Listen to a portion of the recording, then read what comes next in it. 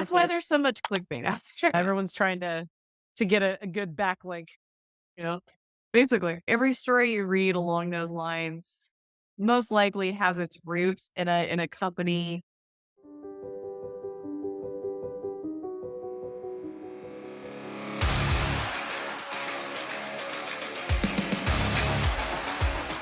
Sure. Strategies, sweet success. Before we got on the podcast, you were talking about how the company you work for has teams that are ranked based on performance, and like you have a team member who's number one in the nation right now. And it reminded me of something that I hope you remember. But both Christine and I were carb hops at Sonic once upon a time back in college. Oh, And yeah. do you remember the Dr. Pepper games? Yes. Wait, was that the Sonic games that took place in Vegas? Yeah, yeah, yeah, Oh, those were so much fun. I never actually got to go, but yeah, like yeah. these car hops would do sick tricks and like they'd get the food on the tray. Like they have like time trial. My husband, Charles, actually went to the Dr. Pepper games and competed in the state competition back in high school, and his team won. It was a Mammoth Springs or yeah, it was a Mammoth Springs right there as we're going into Arkansas, like that park and whatnot. That was the Sonic, and they had won like the statewide Dr. Pepper games competition, and like he'll bring that up every now and then, and I'm like, oh my gosh, that was in high school. Crazy. I mean, were they doing like flips and stuff? I don't remember what they were doing. I cannot imagine. Charles wasn't out there roller skating. He wasn't out there doing flips and Oh, stuff. okay. I was gonna say because a lot of it is like they have the skating and you have to like the ones that I like to watch the most are the competition where the skater, like the server on the skates, has to deliver the food and they have to do it within a certain amount of time and they have to like add flair and they have to do like tricks. I, Keep I the food on the tray. I remember there was like a relay race that they had to do once and then something having to do that was almost like a party game where you were like balancing the peppermint on a stick and stuff like that. That was the Dr. Pepper games I remember. Oh yes, adorable. Um, and just because like I always think about it every time I bring up car hopping at Sonic. I remember once I put on the skates for like the first time in like 2 or 3 years and ended up like trying to skate out the door and completely messed up and ended up on my ass covered in drinks. Do you remember that? Because you were there. I remember you laughing. Oh no. Yeah, I mean, it's very possible. I didn't try the skates. I'm not good at skates. I'm good at rollerblading.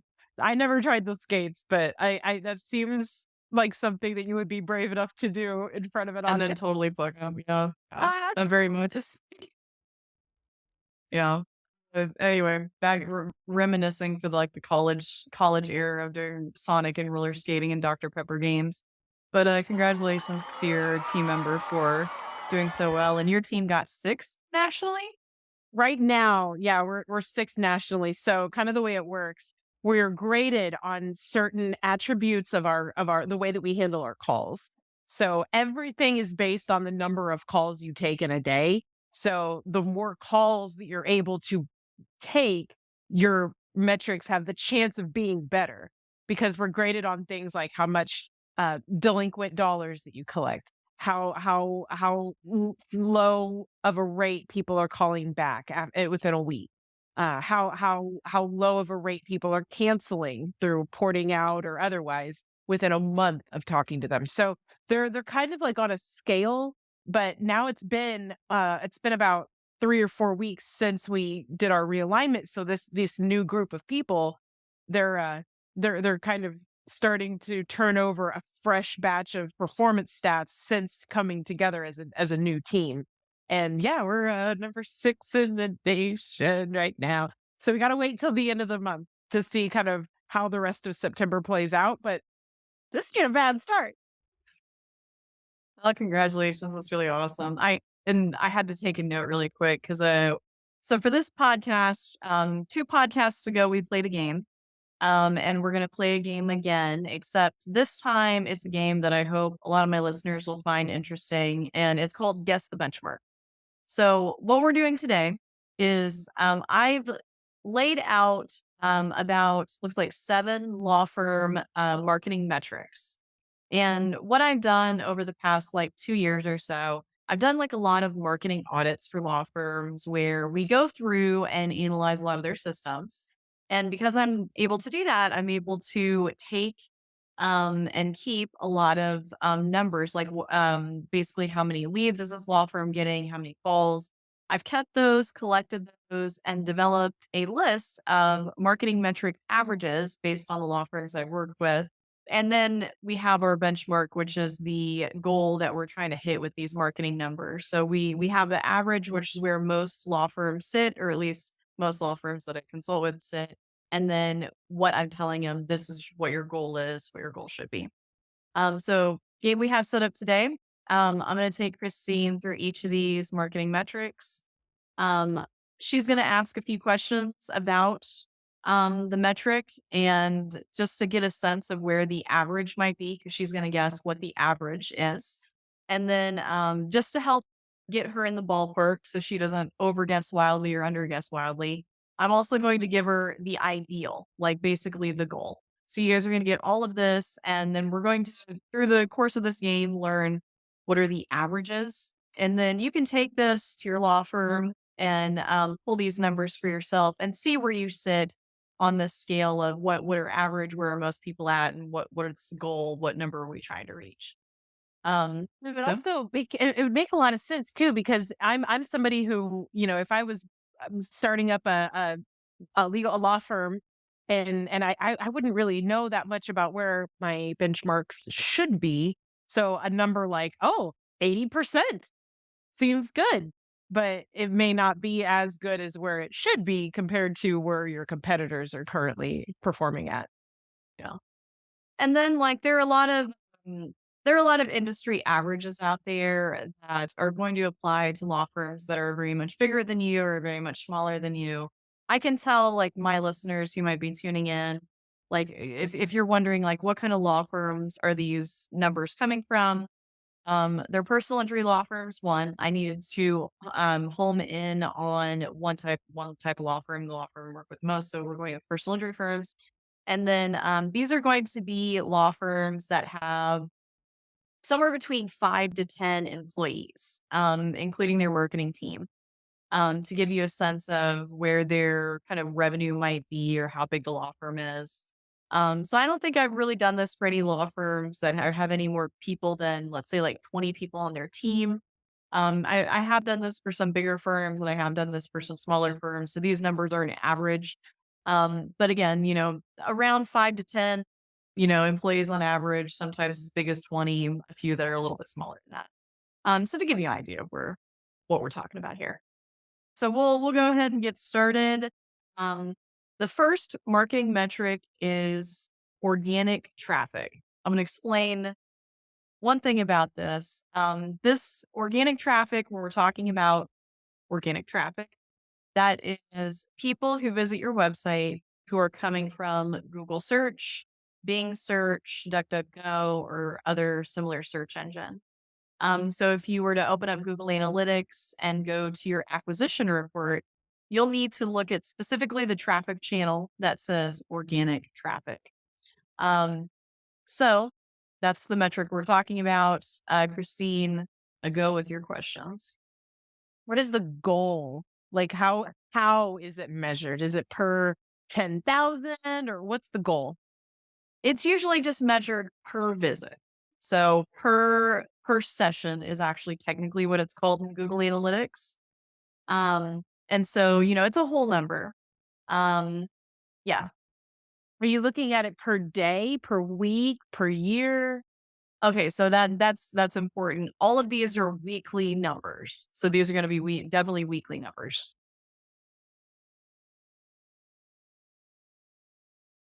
So how much organic traffic, which is people who visit the site from a search engine, are you trying to get per week? And this is per visit per visit. And remember, you're guessing the average. So you're guessing the average that the law firms I consult with get. Um, and then I'm going to give you the ideal before you make your final guess. Okay. My first guess, I'm gonna say 500. Dang, you were right on the money with that. Really? Oh 500 is my gosh. actually the average. I cannot believe I didn't even give you the idea. Oh my Wow. gosh. Wow. Okay. That was like a shot in the dark. I was like, okay, so 500 is the average, right? Yes. Okay. Cause I was trying to break it down on like a per day basis. And I was like, if I get like 75 a day, that's probably good. So what's So the goal? so 500 visitors through organic traffic's the average that I see. A lot of law firms actually sit around like 300. But then there are a lot of law firms I consult with and they're getting a lot more than that. But the goal that we're usually shooting for is 1,500 a week. I'm even honestly pretty happy if law firms getting a 1,200 organic visitors each week. So that's the Wow, 500 as the average, that seems really low when that's only a third of what you're trying to drum up. Ooh, And yeah, it's one of those things like when you're talking about search engine optimization and we're basically talking about where somebody sits in Google search engine result page, right?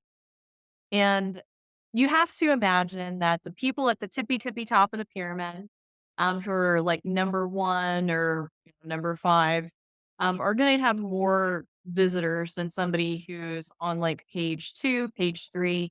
So typically, like what we see is just basically like this kind of breakdown where the people at the top are getting most of the clicks, and then it just really tapers off immediately as we get to like page two of the search engine result page.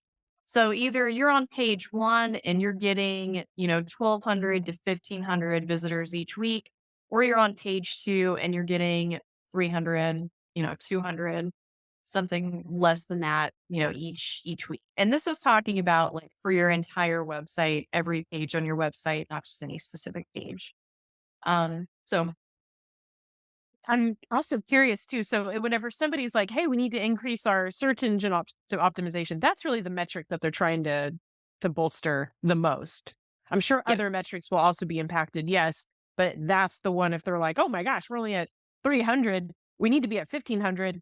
Let's go make our search result higher priority." Also, is there a way that you can like get Google to sponsor you or become one of their sponsored listings? yeah, I mean that's Google Ads. And Google Ads, it's weird because it's one of those things where it's at the top of Google and you can show up for all these keywords and searches that would be ideal for conversion. But what we see is pretty typical across like most platforms that have ads. People skip them. They skip the ads and go straight to the organic or non-sponsored listings. Um, and so we really don't see sponsored listings like siphoning off traffic from like the main websites a whole lot. But yeah, you That can makes sense too. absolutely do that. But yeah, people like to skip over that stuff.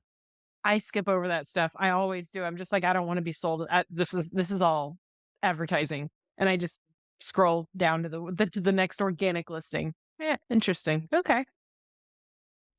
Um, So this next one, it's also like website related. And I have to give you a little information to begin with. So it's called domain authority.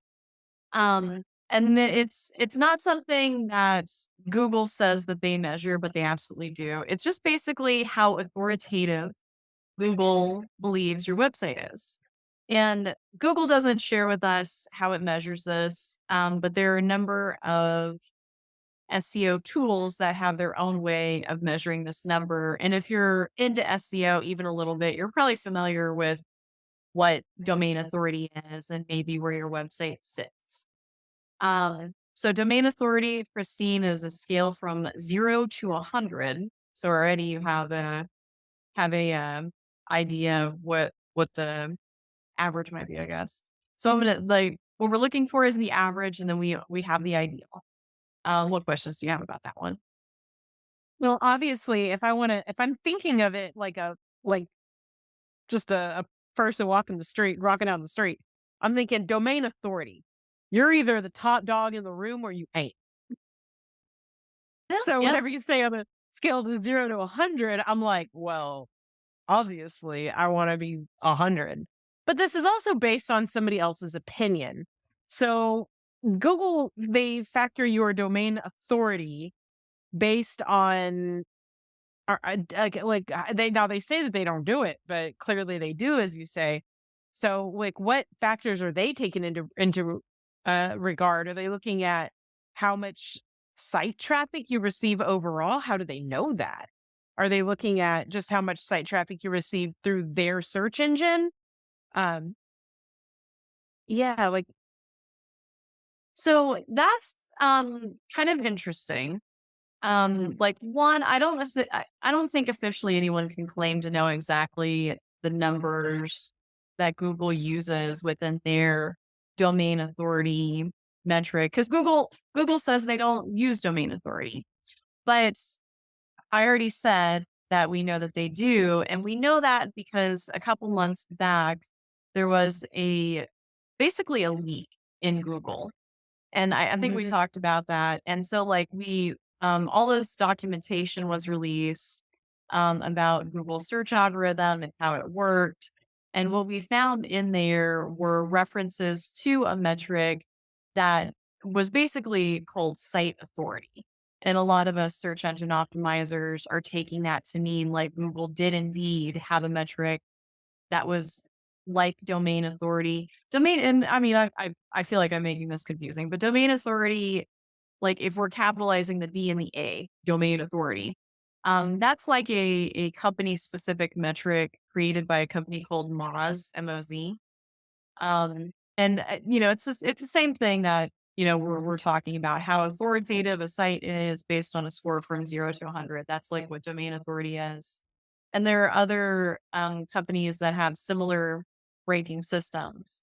And then then Google has its own. Now, all of these systems may measure slightly differently, but they're all trying to measure the same thing or trying to like assess the same thing, which is like how trustworthy, authoritative your website is, right? Um, trustworthiness is another one too, because if you get like a bunch of people complaining saying, "Hey, these guys are not who they say they are," or if you've been reported a bunch of times, that's probably going to lower your domain authority's score down. so the a lot of this is speculation, but some of the things that go into how Google may measure domain authority are backlinks to your site, like how many other websites are linking to your website. And those links need to come from websites that are somewhat authoritative themselves. So you can't just like spam and get backlinks. You can't buy backlinks. I mean, you can, but they don't work as well as like a real backlink.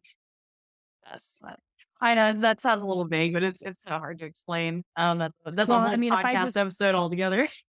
if I just go out there and I'm just like, "Hey, I'm going to create a whole bunch of fake websites and then just link to this this law firm just to help them improve their domain authority," it's not going to work because all of my self-created, fly by night, toss them off in the dark websites that just have the link to the firm's website. There's no authority there, so it's not really. It's like being referred by someone who has no clout, and it's like, okay, well, or whatever. Your vote doesn't count. Yeah, exactly. That is exactly how it works. So Okay. backlinks. Oh, yeah, go ahead. Well, go ahead. What are the other factors that comprise the calculation of domain authority?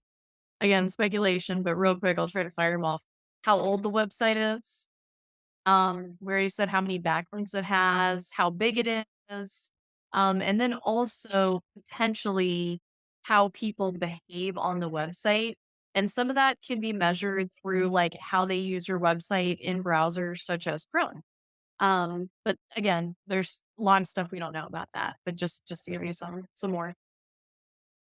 I see. Yeah, that was the other concern I had was like, well, how are they going to measure all of these things that they're not affiliated with? Like, what if I'm using Edge, Like how are they gonna know that? What if I'm using Edge and I don't touch a Google search engine, but I'm all over this website. Does that not count either? So I guess it's Google domain authority. Well, it is. we're just saying domain authority, as generally as we can. 0 to 100, how authoritative the site is. What's the average? Where do most law firms sit? And then I have the ideal. Okay, I'm gonna say most law firms probably sit in the 40s. That would actually not be correct. That Oh, is am I not too correct. low or am I too high? Too high. Oh, no. Oh man. Okay. Oh man. Ugh. The 20s? Yep. So the average is Oh. 23. The average is 23. A lot of like if I'm measuring domain authority using Moz, which I usually do, again, 0 to 100 score. Usually most law firms come in, if we're doing like a marketing audit. I've never done any SEO work for them. I don't know of anyone who's done SEO work for them. They're coming in at like 23. Um, and then what we're shooting for ideally, and this is like, as you already said, Christine, like obviously if the score is 0 to 100, the ideal is 100. Um, but that's not feasibly realistic for I was just a gonna ask, what would a website have to look like if they were getting a score of 100? they'd have to be like CNN.com. They'd have to Yeah. be like, like it'd have to be a website that has like overwhelming authority and trustworthiness. So if CNN linked to my firm's website, if I somehow like hacked in and like, but again, that's probably factored on CNN's domain authority. Like, how easy is it for people to sneak in and hack us and start like changing stuff on our website? So they Well, you probably don't have some pretty good measures against that. Yeah. You don't have to hack CNN.com to get a backlink from CNN.com. One of my clients got a backlink from CNN.com. Now, I didn't acquire it for them. I talked about this with my mastermind group like a couple weeks back, but I work with an SEO company pretty frequently called Hennessy, and they have a digital PR campaign, which is just basically a marketing program that will help a law firm get backlinks from websites with a high domain authority like CNN.com. And they do so usually by like writing some kind of story. So the one where my client got a backlink from CNN was a story about hot car deaths in the summer, which is a buzzworthy issue. It gets a lot of interest. I mean, it's a sad story incident that people want to prevent, and so usually any information coming out about that gets some press mention. And so, like, this digital PR campaign, they did some research, created this study on car deaths. And then the company took that to many different reporters and just said, hey, this business did some research on this topic. Here's the information about, you know, what they've learned. And then the news company, the journalist, the reporter, media outlet, whatever, might take the story and run with it. And that could lead to a backlink to the website. And if you do it right, it's surprisingly successful. And I mean, because usually like CNN, these 24-hour like news networks are so hungry for content, so hungry for content. Like anytime you can make like their job super easy by packaging up a story. And it doesn't even have to be like it could just be research into, I think like a lot of the data that was gathered for this particular piece was like public information. Like we went to MoDOT or, the Department of Transportation for the state and just pulled numbers and like analyzed it and found like a newsworthy angle. Anyway, but like that's how you could potentially get a backlink from CNN.com. Yeah. Dang. Okay. Yeah. Just got And to do also some that's why research. there's so much clickbait out there. That makes sense. Yeah, Yeah. everyone's trying to get a good backlink. Yeah. Basically, every story you read along those lines most likely has its roots in a company that's trying to increase the presence of their website. Yep, that makes sense. Yeah, kind of sad, but true. Um, What's the goal then? Like, if 100 obviously is like perfect, not quite obtainable exactly. If I'm not CNN, what should I be striving for? So a lot of law firms like it's difficult to get past 30. So if you get past like 30, you're doing pretty good. I'm usually shooting for 35. Because if you sit at 35 as the domain authority, I mean, there's still room to grow, but also you're performing way better than most of the other law firms that are scoring like 20, 23. Anything below 30. Like if you get 35, you're doing like miles better than a lot of these other law firms. Nice. Okay. So if I'm not hitting at least half, like average, like 50%, you'd think on a scale of 1 to 100, 50% would be the average. I But thought you were gonna guess 50% too. I was like, yeah. Well, yeah. I'm thinking like if it's measured against CNN and you know whatever MSNBC, whatever else is out there. I mean, damn. Like Yeah. you even have to think they're probably not even at 100. I wonder what their domain authority number is at. Well, hold on. Like I hate to look away from the camera for this long, but I can let me pull up something because like it's kind of interesting because some of these like big media platforms don't have even like 100 domain authority scores. So like your local news outlet, let's just say like ABC 27, you're like Denver's ABC channel. You probably have a domain rank of like 76 or a domain authority of like 76 or something like that. Um like Fox 16, they're coming in at like 69. Uh-huh. Yeah. I could resist. But then like MSN.com has like 92. Yahoo.com has 92.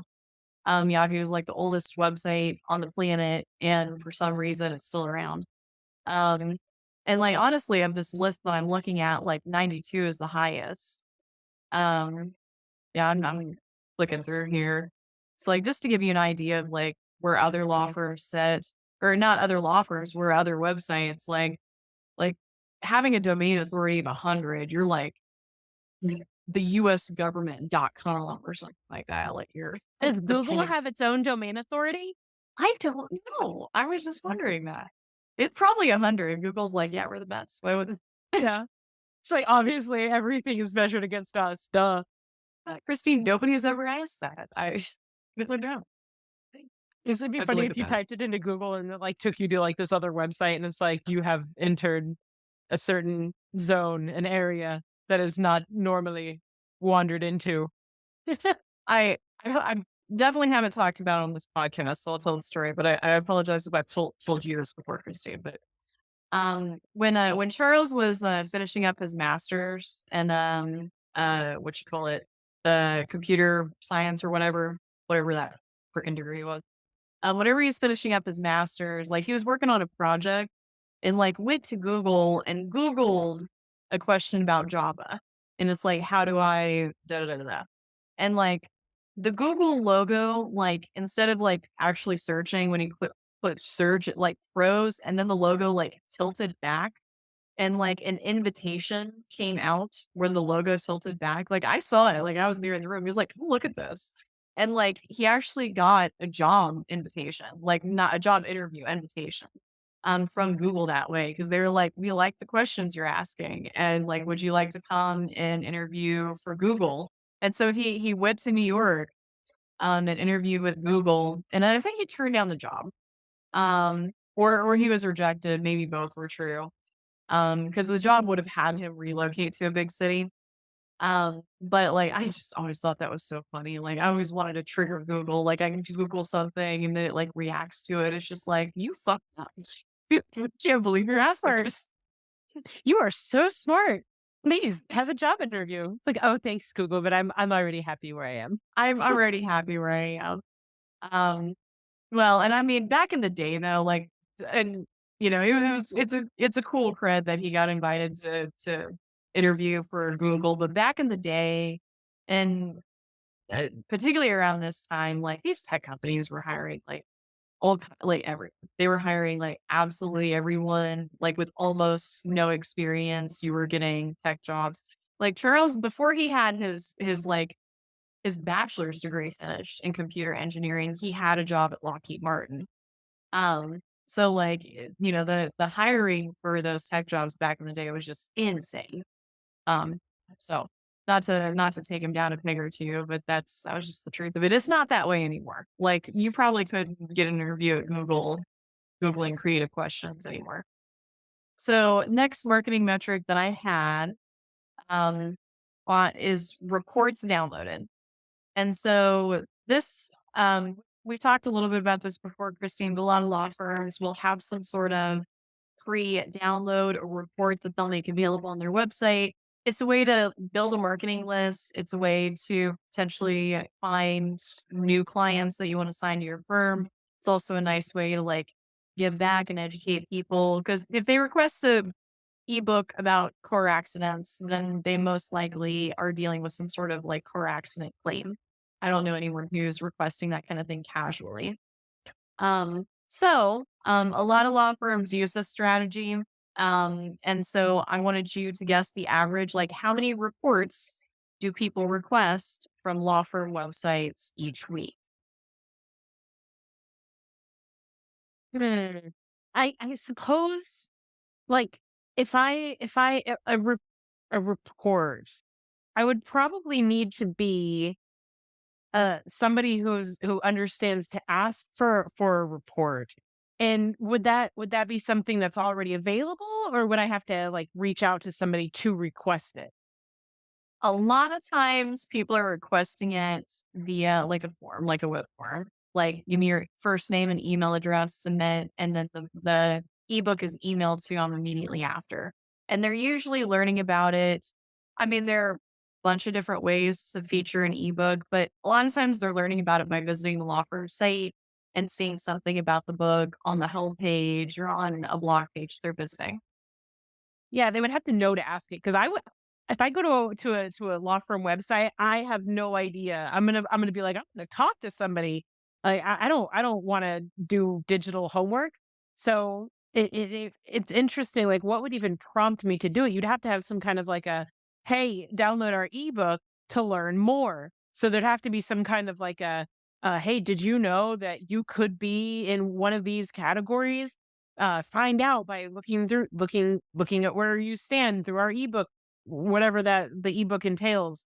So I would have to be prompted in some way. I would have to be marketed to want to even download the thing, even know it's available in there.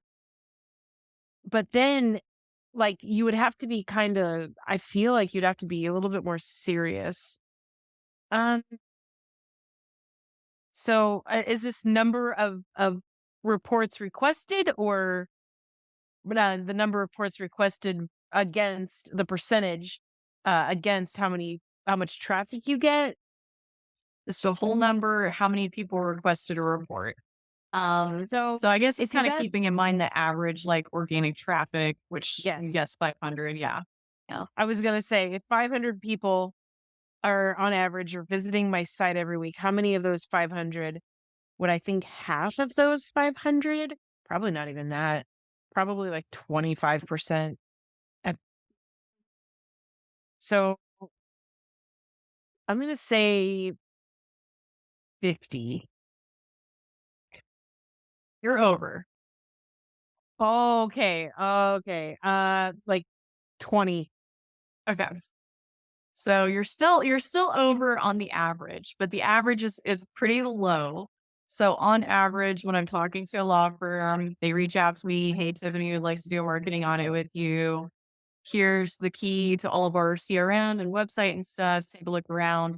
What I usually see is that these law firms get one, maybe two people to download one of those car accident ebooks each week. And usually the goal that we're shooting for is closer to that 20 or 30 number of weekly requests. Um, Wow. and you were like when you started talking about this, you were really close to like the problem a lot of law firms have with this, which is that they don't adequately promote these reports. And so like people don't know to reach out and request or to request the book. You would have to see a bulletin that says download this free report. And a lot of times what I see is the law firm will take the stuff to create like the ebook or the free report They might even make like a page where somebody can request it, but then they don't put it anywhere for people to see. It's not on the homepage. It's not a call to action on a blog. It's not in the menu. And even if it is in the menu, a lot of times, like people aren't searching your law firm menu for fun, interesting things to download. A lot of times they're searching for the basics, like where do they live or where do they live? Where's the law firm? Who who works there? What does the law firm stand for? How do I contact them? They're looking for that kind of thing. So I was really entertained by you like talking about that because I was like you just hit the nail on the head. Um, a lot of law firms don't promote it, so people are like have no idea that they even have an ebook. So I just thought that was really funny. You're really close. Would it be feasible to include like, hey, this is in 2016 we had this many cases, we won that many, this was the average settlement. In 2017, having like year over year performance result or like settlement outcomes, not specific personal details, but just kind of like some general info. Would that all be feasible to include in an ebook? I mean, yeah, I mean, what's hard about that is it gets hard to update year over year. I mean, updating a ebook once a year doesn't sound like a lot of work, but I mean, I'll be honest, like it's surprising how like 1 year turns into 5 years, and all of a sudden you haven't updated it in that much time. So like usually, like we're not like putting in like recent like 2024 numbers. I mean, we'll do that, but other places for the law firm, like, one of my clients, we created a page called Lawsuits Pay, and it basically just showed um, like a tiles of all of the cases that we've won and how much the initial insurance company offer was, and then how much more we were able to get after taking on a case. And so it's just a really nice way of showing like, you may not want to hire a lawyer because like you don't want to pay the fees, you're afraid they won't get you any more money, but like here's what we've actually been able to do. We'll publish that kind of thing like on the website or on the case results page, and then, of course, like in ebooks, we're always featuring testimonials from clients. Cause like if somebody says, I worked with this law firm, they're great. It doesn't matter if they said that in 2014 or 2024, you could still, that's marketing asset you can use forever. So yeah, that's a long one. As most of my answers are, that's a long winded answer to your question. I'm Yeah. just trying to think like how could you get people because downloading an ebook is a little bit of an investment on the potential client. And the more that you can get that potential client to invest in the idea of going with your firm, the more success you're likely going to have. And downloading an ebook is a good little get them on the hook, you know?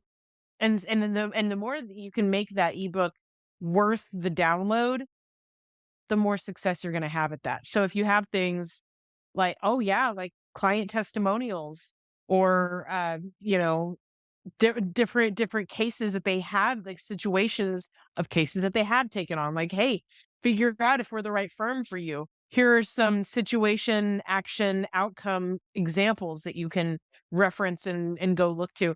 People love that kind of, and then also it kind of builds some camaraderie. Like you can see other people. Oh, they had something very similar. Oh my gosh, my case is almost exactly like this and they can get interest and then have something to reference back to later when they're actually talking with one of the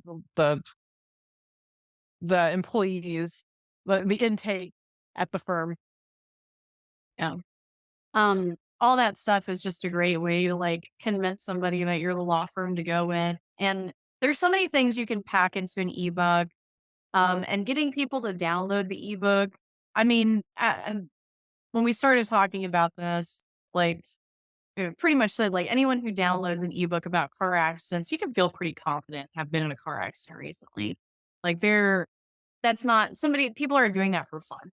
People are downloading ebooks off our website for fun. Now, there are a lot of bots out there that'll request ebooks. And sometimes, like when we're measuring these things, we have to be mindful. It's like, are these actual requests or these bot requests? But, honestly, these days the technology is getting better and better. It's easier for us to filter that kind of thing out.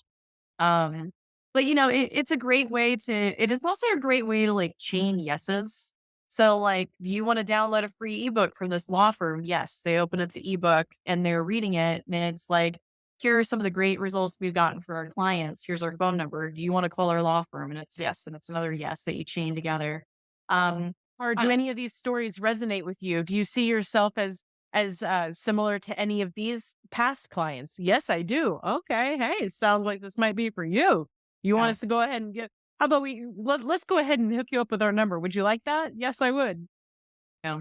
That was what they, when I did telemarketing back in the day, way back in the day, that was what one of the things that they taught us was the whole getting yeses from people and just asking questions that people could say yes to. Oh Because my like, gosh, that's crazy because that's actually exactly what my team has been focusing on since they came together. I'm yeah, telling you that we're like number 6 in the nation right now. That strategy that you just said, that was the first thing I went after. I was like, we got to get our people set these customers saying yes within the first 2 minutes. What can they say yes to when they're sitting there unloading their horrible experience and all of their unrealistic expectations sometimes? How do you get somebody to say yes and all of that? Well, you tell them that they deserve the best experience possible. Don't you agree? So saying like, I think you deserve respect. Do you agree with that? Yes, I do. Excellent. Like, are you somebody who deserves respect? Yes. How is he going to say yes to that? So that strategy that you just mentioned, that I truly attribute is to why my team is doing so well right now. well, and there's a lot of like marketing. There's a lot of serious like marketing data and sales data behind the whole idea of getting yeses out of people, getting early yeses and getting as many of them as possible. That's why like a lot of these companies, well, like if you call for tech support, like one of the first things they'll do is like, okay, let me just make sure I've heard you correctly. This is your problem. Da, da, da, da, da, da, da. And even if your problem was like, I lost my card, and it really doesn't bear repeating. A lot of times they do that still just because like they want you to get started by saying yes. And then, you move on to the next thing. And You're keeping it so super simple because if you put more detail into it, they're gonna say no. They're like, "That's not exactly what yeah. happened." It's like, "Okay." So that's why whenever I take over a call from someone and they're like very highly escalated, I'm like, "Hey, would you like for me to restate what I understand, or would you like to say it back in your words?" They're like, "You tell me what you know." I'm like, "You're just trying to get your service restored." No. And And they're then like, "Yeah." And you also see that strategy a lot. So like, I work in legal marketing, so I'm in the industry where we're also marketing to lawyers. And so like a lot of times, like when you see people marketing to lawyers, you see them doing stuff like, do you want to make more money? Do you want to make more money from the cases you already get? Do you want more referrals? And it's like, of course, like, yeah, duh. Like would you ask anyone on the planet, do you want to make more money? That's an easy yes.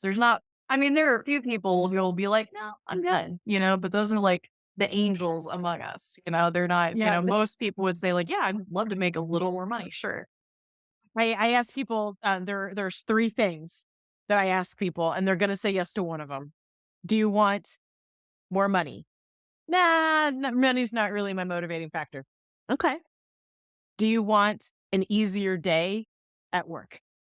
My day's already pretty easy enough. All right. Do you want to see better results from the work you're putting in? They're gonna Yeah, say yes to one of those 3. And if they say no to all 3 of those, I'm just like, what are you doing here? yeah. Like, are you human? Like, we have to start figuring out if we're an alien or something like that? Yeah. Like, you don't Um, want more money, you don't want an easier day, and you don't want any to see any results from your effort. Why didn't you just stay home? Like, what are you leasing out this building for something later? Like, come on. I have met people like that, kinda like, what's her name? Cheryl from Archer. Like, I always thought that was so funny when we find out she's loaded, she's rich, and, like, she doesn't need that job. That makes her character so much funnier. It's just like, you're useless, like, you don't need to be doing this. Like, I love that. Um, Yeah. yeah. Okay, so we got a few more questions in our game. Um, Next one is pretty straightforward. How many and okay, it's not entirely straightforward. How many calls does the law firm get each week? And in this number, I specifically only pulled unique calls. So these are phone numbers that call the law firm once. And we do unique calls just in case, like, you're getting insurance adjusters are calling more than once or crazy people calling more than once. So unique phone calls. And this is a law firm, personal injury firm. How many do you think they might get each week? We go to your questions when you're ready. Hmm. Okay. His website isn't the only place where you can find how to get in contact. I feel like it's gonna be more than 500. It's gonna. Ooh. I'll answer. It's gonna be less than that. Oh, okay, It's gonna alright. be a good deal less. Ooh, 100? It's gonna be less than that. No. Oh my gosh, the average. Unique Oh, inbound man. phone calls each week. 50? 50 is the ideal, actually. Oh, it's even less than that. 10. No, it's 38's the average. Yeah. What? That's crazy because, like, I work in a place where one person in one shift will take 38 inbound calls. Yeah. I as soon as you like, and I was worried about that because I was like, when you're talking about inbound calls, it is way different than inbound calls for a law firm. Um, but and I'm kind of like, honestly, I was surprised at that too. And something else I was surprised with inbound calls for a law firm is like the difference in signed cases between a law firm that averages 38 calls a week and a law firm that averages 50 calls a week is like huge. Like you're only getting like 12 to 15 more calls each week, but you're probably signing like 50% more cases. And it's wild how that works. And like this is just these are my numbers that Tiffany pulled and collected over the last like 12 months or so. So it may just be like a unique anomaly of the law firms that I've particularly consulted with. We're talking about like, I don't know, 10, 15 law firms that I'm getting data from right now. So maybe not a big enough pool to be like really fully encompassing all types of PI firms. But big enough to where, and also like I've consulted with hundreds of firms over the years, thousands maybe, where I've looked at how many calls that they're getting. And I'm just like, mentally going through these firms and how many calls I remember them getting. 38, 30 to 38 calls, unique phone calls is going to be what most of them get. And the law firms that are doing really well are 50, 52. The So first thing I thought of whenever you gave me the average and the goal, I am comparing it to the context of my job, and I'm looking at that and I'm like, "Oh my god, if we only got 38 calls a week, those better be the best damn well-resolved calls with the top-notch experience every single time.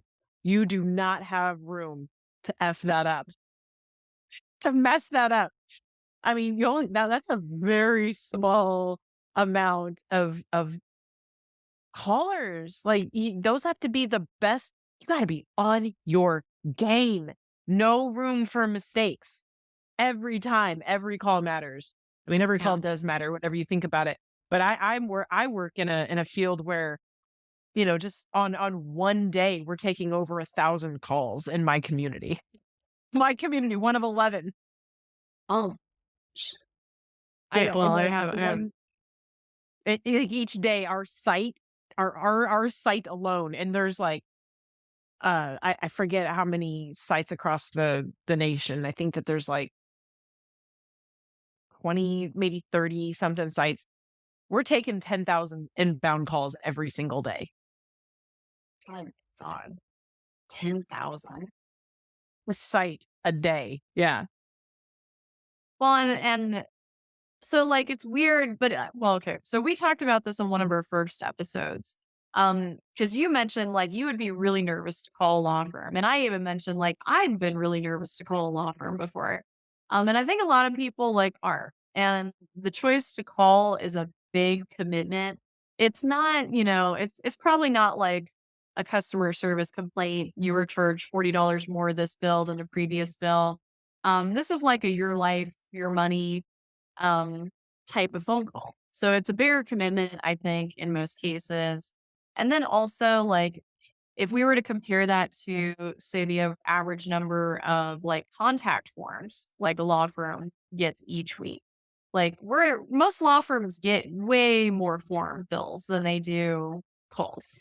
You might get like 100 forms filled out on your website a week, and you still only get 38 calls. And then for most law firms, like those contact forms are garbage. A lot of them are bots. A lot of them are people who are trying to contact six different law firms at once and don't want to call the one. And just on average, form fills results in fewer signed cases than a phone call does, right? And really, like, a lot of law firms are lucky to sign, like, I'm gonna say like 10% of the contact forms that they get filled out on their site. A lot of those are just not high value like leads, right? So Maybe people it's like who abandon the form don't fill it out completely. I mean, I don't even have that number. I'd be curious. Well, I could probably figure that out through some of the events that I track in Google Analytics, but that is something that we try to workshop though if it becomes a problem if we don't get enough warm pills. But anyway, so that's where we sit on phone calls. And Christine initially guessed 100. Oh my Goodness. gosh, 38. I know. I could only And it made me imagine feel like, bad for a second. It's like, oh yeah, I could be generating more phone calls. well, our goal and the job that I work at is that we're back to back. Where we are like we do not get a break in between. And I'm just thinking like 38, you have so much time in between those phone calls. Like you can basically like do whatever you want, but you don't know when those phone calls are coming in. So you have to like be there and be ready for that call. And then a intake call might take anywhere from 5 to 10 minutes, depending on how many questions that you're asking. So like if let's say you're asking like 10 like detailed intake questions, you might spend 30 minutes on the phone with them. And so like the calls tend to be longer.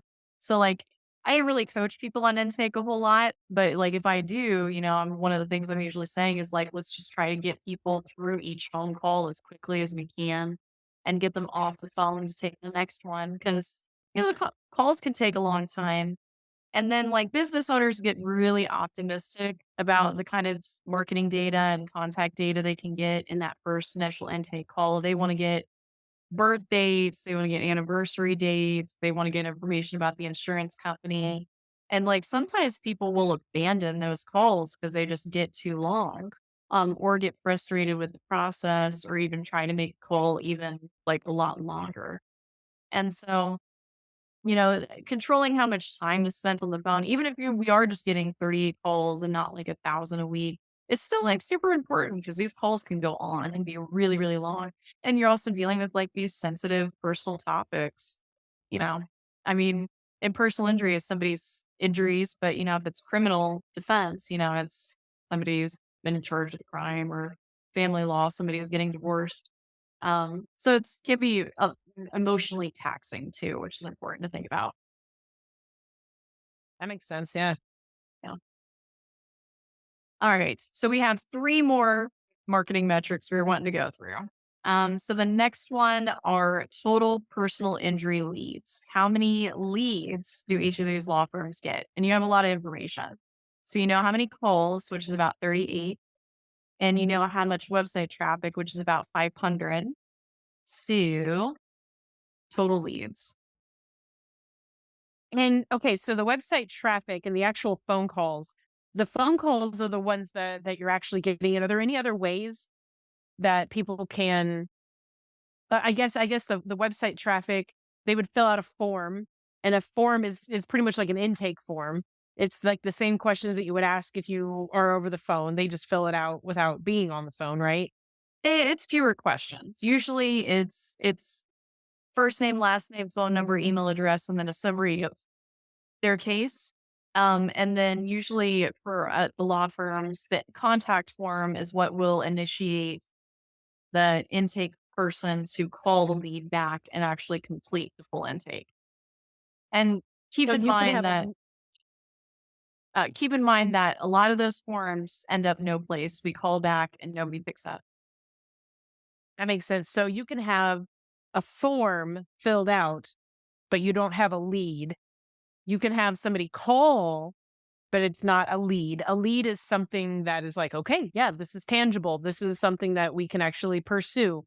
It's not just the investigating whether it is Yeah. applicable or not. Okay. We don't just count any form fill as a lead a lot of times. It has to be like, I mean, if it's somebody who's filled out a web form, um, then yes, we're counting them as a lead, but we're not getting that many web forms, I guess, in a lot of cases. This Mhm. number is gonna be smaller than the total calls that we got. Yeah, I was thinking because you have to talk to somebody in order to establish whether it's a lead or not.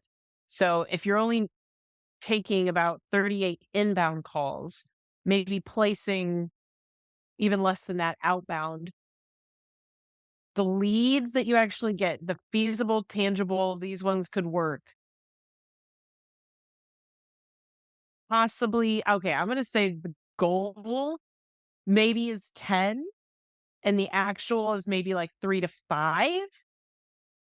So so if we were okay, your guess was very close to the next marketing metric I was going to ask you, which is qualified leads. How many of these are people Mm. calling with cases the law firm would actually take?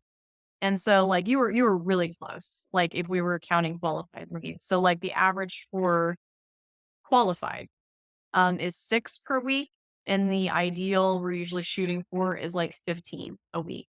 And these are people with cases the law firm would take, assuming sometimes the law firm doesn't sign, or a lot of times the law firm isn't signing 100% of the people who call. We get close, but not always.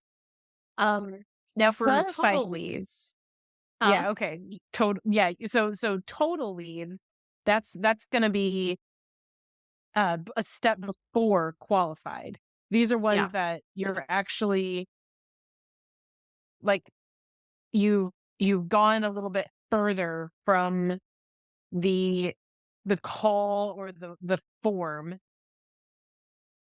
but you haven't established them as a qualified lead yet. correct. What's the average and the goal for that one? So for total leads, the average is 19 that we're seeing, and then the goal is about 30. And so if you're thinking back, like we're shooting for 30 leads a week, and then we're hoping half of those are going to be cases we would actually take. And then if we're signing 15 cases a week, like we're studs for a lot of law firms, for personal injury firms, particularly the smaller to mid-sized ones. Um, and so a lot of law firms are signing less than that, somewhere around like 5 to 10. And that's the qualified side of it. Yeah. So the qualified, the actual cases that you can go after and pursue. You've done the investigating. Okay, so this is a this they filled out the form, they called. This could be a case. We've investigated it. It definitely is one that we would want to take. What's the goal and the average on that one again? The goal is 15, the average is 6. Per week. Yeah. Got it. Okay. All right. Well, Hmm. I did have one more metric for you, but actually I'm realizing I almost mismanaged my time today. My daughter has an appointment. So we'll actually have to head out here pretty soon to be on our way, but fortunately it's not too long away. They're too far away. Um, but so you did really great. I mean, honestly, that was kind of fun. And I hope the attorneys are gonna Great. get something out of it. I bet some people might want to debate some of these numbers. Um, and so like for those Oh law yeah. firms that are just like who might hear this and like I get way more organic traffic than that, or I get way more calls than that. I would encourage you, not because I think I know everything, but just because like I know a lot of business owners and their marketing directors sometimes think they're talking about the same things, but maybe they're not. I would encourage you to sit down with your marketing director or your marketer and go over like, hey, like, what are we measuring and what does that mean to you? because like leads and qualified leads, that one gets tricky. And I try to simplify it for a lot of attorneys by saying qualified leads are leads with cases that the law firm would take if we could sign it, and most of the time we can't. And then leads is everyone who calls us, who isn't like a robot or a salesperson. Um, but it's important to like nail down these definitions for your law firm internally, because ultimately, like, you're not measuring against anyone else. For a lot of these, you're measuring against yourself. And so if you're increasing your total leads and everyone's on the same page about how that's measured, then it's net positive. So anyway, thank you so much for playing with me, Christine. Yeah. It was fun. I Yeah. learned a lot. And it's very eye-opening too, because you think about like all these law firms, they're getting so much money, they make so much money. Well, if you're only really getting on average 6 qualified leads per week, you have to give every one of those your absolute 100% undivided attention, your No. all. Otherwise, you're not gonna be getting the money that you wanna be making from it. Well, and we've talked about this on other podcasts, but the conversion rates and converting leads and your customer service, all that becomes like ridiculously important. And like one of one of the law firms I'm really close to, I don't want to say their name because I don't want to embarrass them. They lost like a $1 million case because like their person answering the phone, um, jumbled some questions, lost the call, and tried to ring him back, and that person never back up. And then they just gave up and didn't tell anyone that they had lost this lead. And the law firm didn't find out until like they were going through their call logs. And it's like, well, what happened to this? And it's like, yeah, they hung up and then I couldn't get back on the phone with them. It was $1 million case. That would could have been huge for that law firm. And so, each one is tremendously important. So it's just so important to have a lock on these kind of metrics. Yeah. Very nice. Cool. Yeah. Well, we'll do it again next week. Yeah, we'll do it again next week. I'll think of something, I'm sure. Same time, same place. Thanks to everyone for listening. Talk to you soon. Bye bye.